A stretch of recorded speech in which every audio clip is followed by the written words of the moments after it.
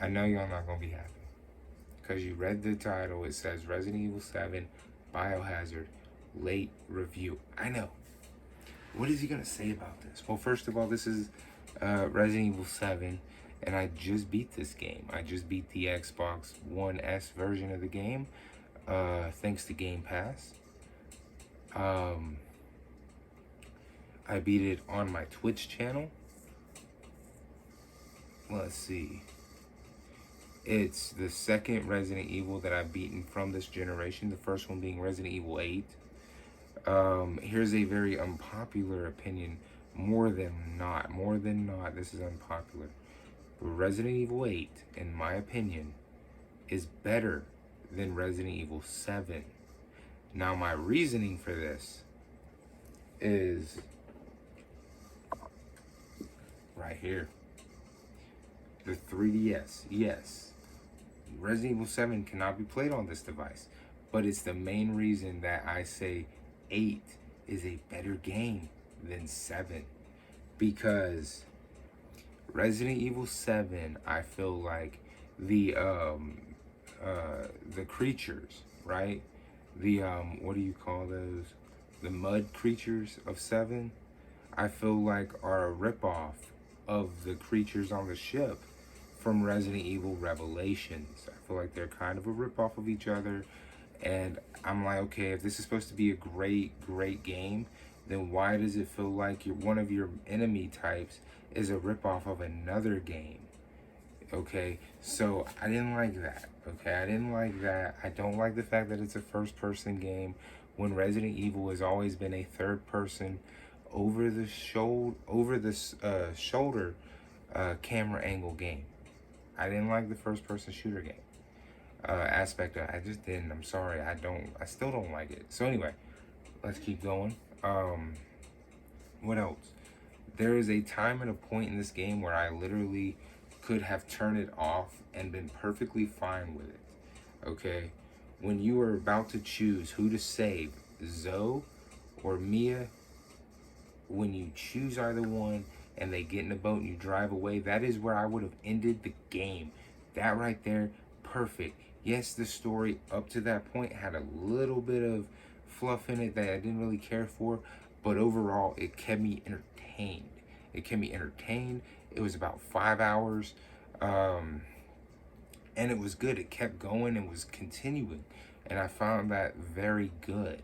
But right when the boat happens, right there, right when you go out on the bayou and you're in that little boat to go to safety and you see the big ship, this is where the game loses it for me, okay?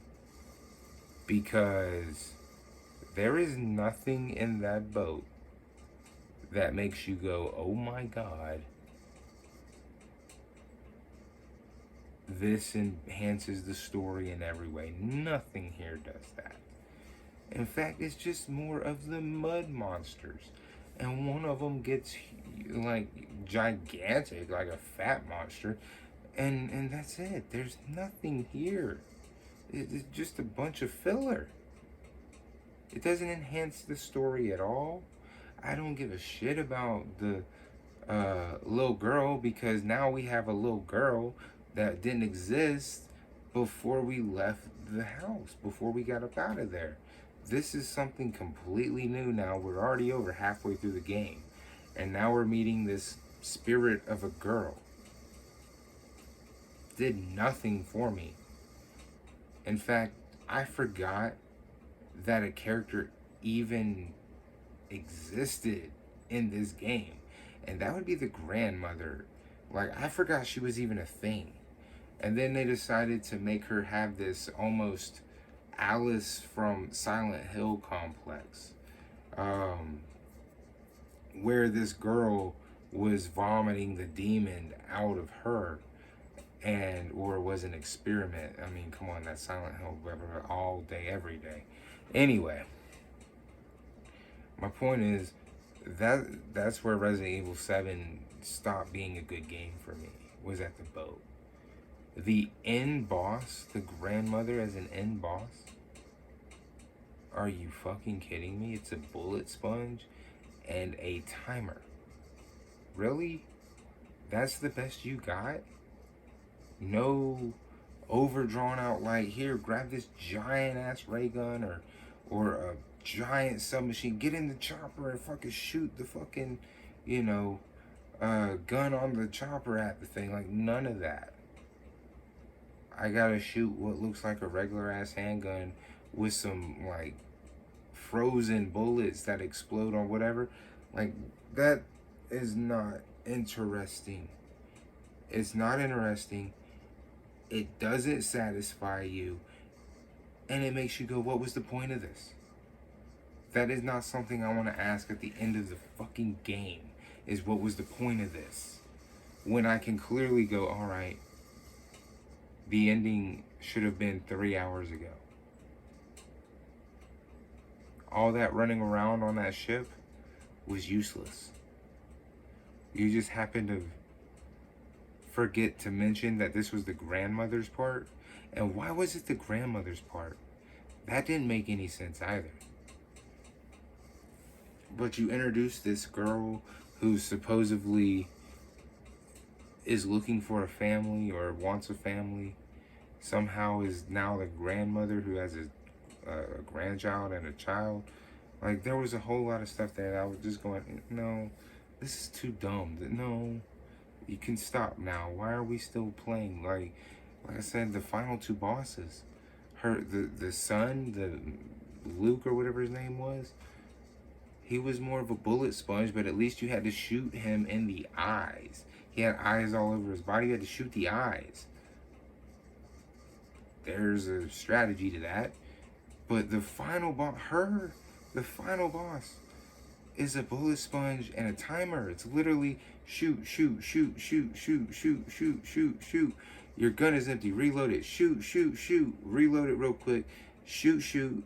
Then she'll throw you out of the house and come out of the roof or the hole, yell at you, and then you again just shoot, shoot, shoot, shoot, shoot, shoot, shoot, shoot, shoot, shoot, shoot. Who is that voice on my watch? What is that sitting right over there? Grab it, use it, pick it up, shoot, shoot, shoot, shoot, shoot. That is not entertaining. That is not a good boss battle. That is not a good ending. That is horrible. This game, up to this point, the game when they get to the boat is actually good. When they get on the boat to go to safety and they see this off boat all the way to the side, it turns into just filler and unnecessary bullshit. That is complemented with a boss battle that is pure shit, laziness, and unsatisfying, and then the game fucking ends. Again, a 5.5 out of 10, if not a 6 out of 10. Feel me? And I'm not being over generous and I'm not being super critical. I'm using common sense. I just beat the game. No DLC here. So if the DLC makes it better, that's good. But I'm going off the base game. This is the game we got when the game launched. As it sits with no DLC, without any of the quirkiness of having the VR headset, the game alone is a solid 5.5, if not 6 out of 10. Feel me? Now, with all the quips in the DLC, that could rate, those things could make the game a 7, 8, 9, 9.5 for all I know. I can't play VR. I don't have access to that. And the DLC, well, I haven't played it yet. I wanted to review the game. I wanted to review the base game, the game everybody got. So that's what we're reviewing. So before you go crazy in the comments, just remember, this is the game with none of the DLC and none of the add-on or quips or quirks or whatever you can call it, like VR. This is just the base game that they gave us. So with that being said, Resident Evil 7 Biohazard. Even though I'm not a first-person shooter fan, I still respect it enough to give it a good 5.5, maybe 6 out of 10.